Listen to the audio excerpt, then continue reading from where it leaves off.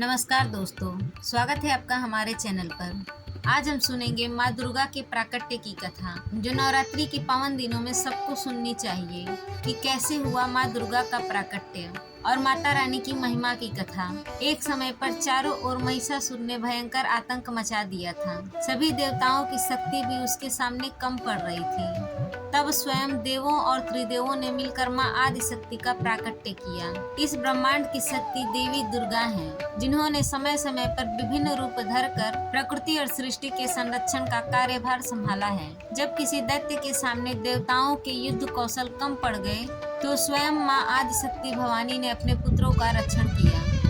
देवी दुर्गा का रौद्र रूप अपने भक्तों का रक्षण और दुष्टों का संहार करता है, जबकि माता का वात्सल्य से परिपूर्ण रूप भक्तों को अत्यंत प्रेम भाव से संजो कर रखता है। मान्यता है कि पंचदेवों में से एक देवी दुर्गा सर्वशक्तिशाली हैं, जो न सिर्फ नारी शक्ति का स्वरूप है बल्कि भक्तों की आस्था का परम पात्र हैं। एक समय पर महिषासुर नामक एक भयंकर राक्षस ने चारों ओर हाहाकार मचा दिया। वह जहाँ तहाँ मौत का नाच नचाता और उसके गण ऋषियों के यज्ञ में विघ्न उत्पन्न करते थे। महिषासुर को वरदान प्राप्त था कि कोई भी देव, पशु या नर उसका वध नहीं कर सकता। इसीलिए स्वयं त्रिदेव भी उसको मारने में असमर्थ थे।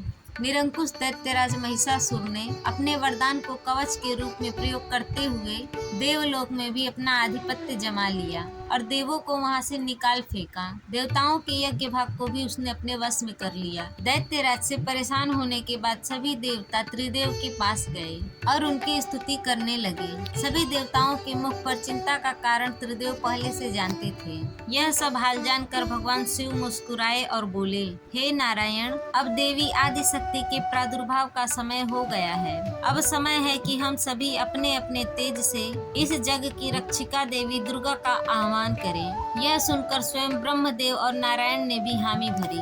इसके बाद स्वयं भगवान शिव, भगवान विष्णु और ब्रह्मदेव के शरीर से तेज उत्पन्न हुआ और वो एक जगह आकर मिल गया।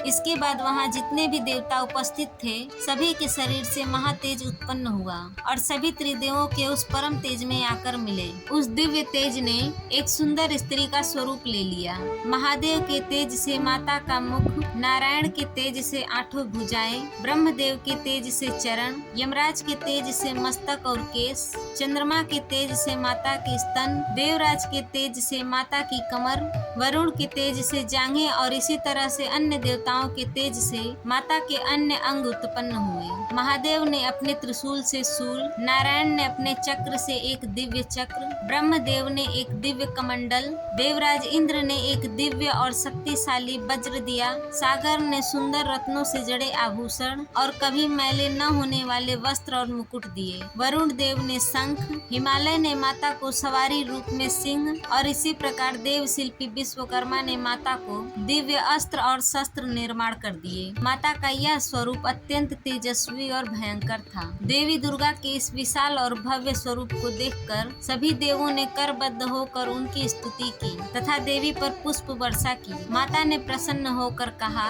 हे देवों, कहो मेरा प्रादुर्भाव किस प्रयोजन से किया है। मैं अत्यंत प्रसन्न हूँ। मुझे बताओ, मैं अभी तुम्हारी समस्या का हल कर देती हूँ। जिसके बाद देवों ने सारा हाल कहकर सुनाया। इसके बाद रण क्षेत्र में माता ने विकराल रूप धारण कर पहले दैत्यराज की सेना का विध्वंस किया और बाद में महिषासुर को भी मार दिया। तो ये थी माता रानी की कथा। इस कथा का श्रवण नवरात्रि के पावन दिनों में अवश्य करनी चाहिए।